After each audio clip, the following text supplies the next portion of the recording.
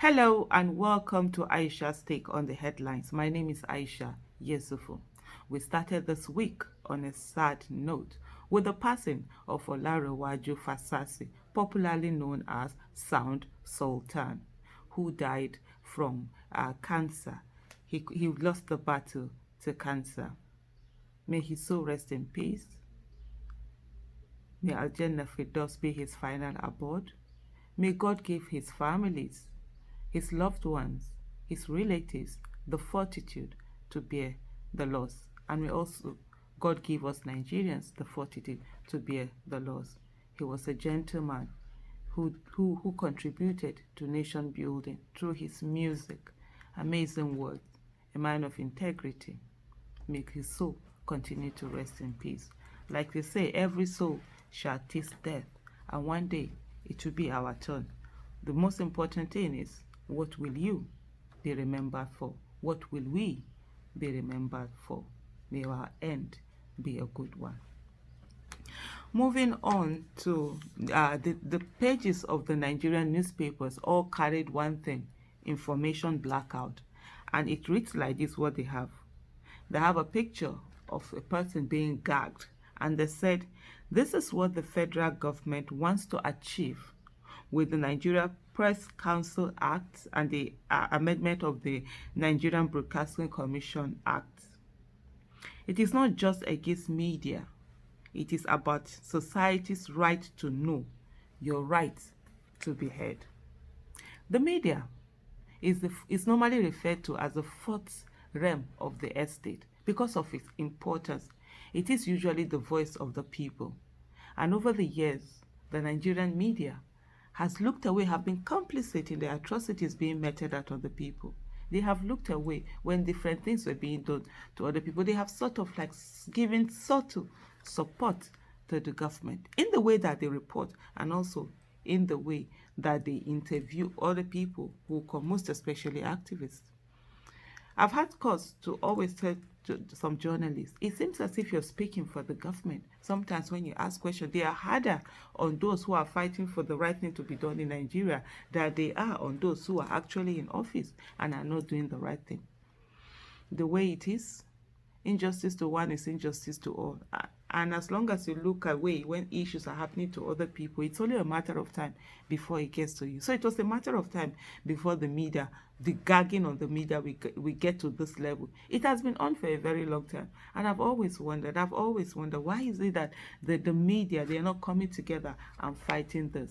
It's a good thing that now they're fighting it. And hopefully they get what the needed result.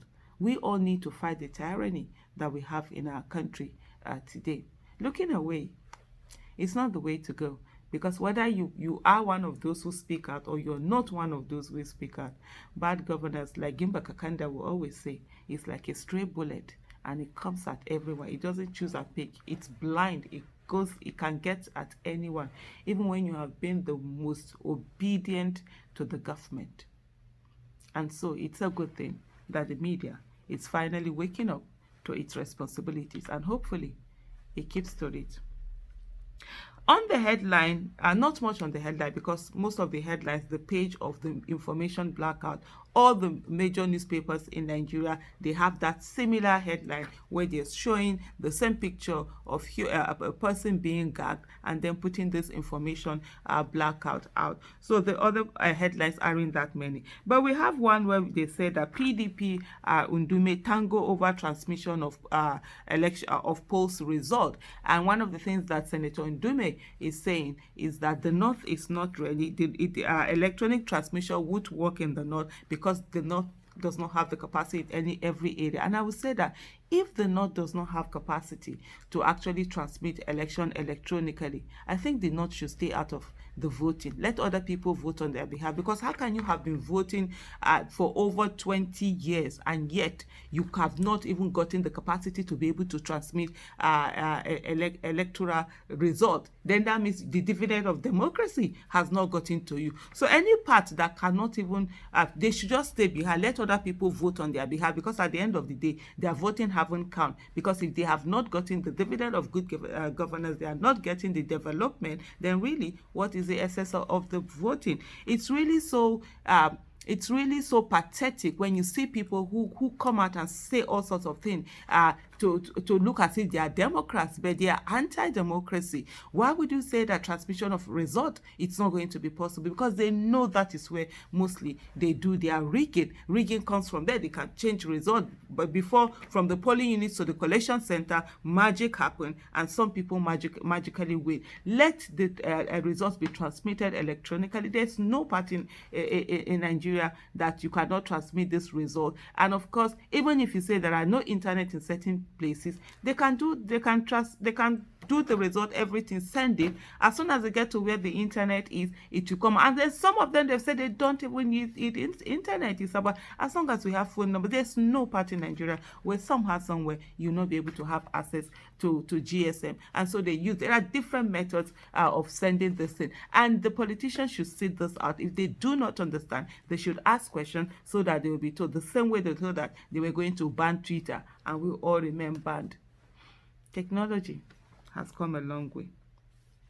The next thing, of course, on the headline is COVID-19, and we have the deadly Delta variant in Oyo, Lagos, and there's fear of a third wave of COVID-19. And I think most people, we've become a bit very relaxed, and we think that this thing is over. It's not really over. It's there. It's deadly. You might think that, yes, the number of people dying have reduced until it is you who is dying or your loved one. Then it doesn't become just numbers. It becomes a huge tragedy. So please, please, please, let's take care. Let's follow all the rules. Many people are not taking their vaccines. I wonder why that is. Go and take your vaccine. At least prevention, they say, is better than cure.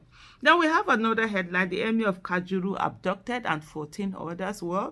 In Kaduna State, I remember when I used to talk about the insecurity in Kaduna, the abduction in Kaduna, and kidnapping in Kaduna. Most people from Kaduna, even from the Kaduna State government, called me a fake news purveyor. They called me all sorts of names. They sent their e-talks to attack me online and everything. But today, the truth it is, all of these things within the Kaduna town even started in places like Rigasa. Rigasa is one of the poorest section in Kaduna State. Most people weren't sleeping at home. About 3-4 years ago, they have to leave their places at night and go to other people's relatives that live in another area to be able to sleep. And when I kept pointing this out, when we needed to have all of this is being taken care of, the government was more focused on attacking the people that were pointing out that these things were happening. And today, it's become haywire. Kaduna is, I think, the most insecure state in Nigeria as it is right now. And Emir, they abducted him with some of his grandchildren. All in all, the Emir and 14 other people. We also have another story of a lady in Zaria that they went to her house, broke into her house, and abducted her and her 3 children. Kidnapping now is something that it's all over the place. And most times, people just think that it's not going to be their turn. Let me remind you of what I always say to Nigerians. Yesterday's victims were once survivors. Today's victims were yesterday's survivors. And tomorrow's victims will be today's survivors. You and I are today's survivors. We can be victims tomorrow. Also, remember or note that being a victim in Nigeria is no longer a matter of if. It's a matter of when. Because the victim card is going around and it's falling on everyone. So, and those who have been killed before, they will not be killed again. The next to be killed are you and I that are alive. Silence is not an option. We all must speak out, and we all must demand for good governance, accountability, and transparency. We all must demand for our lives to be protected, for us to matter as citizens. If we do nothing, we'll just sit down and we'll become victims. For those who say they are afraid to die, and that's the reason why they do not speak, I would like to remind them that when this terrorists, bandits, kidnappers, whatever you tend to call them, come, they do not ask whether you're afraid to die or not. They just kill. So it's better we fight rather than sit and wait to be killed like nobody's. See you again next time. Thank you for watching.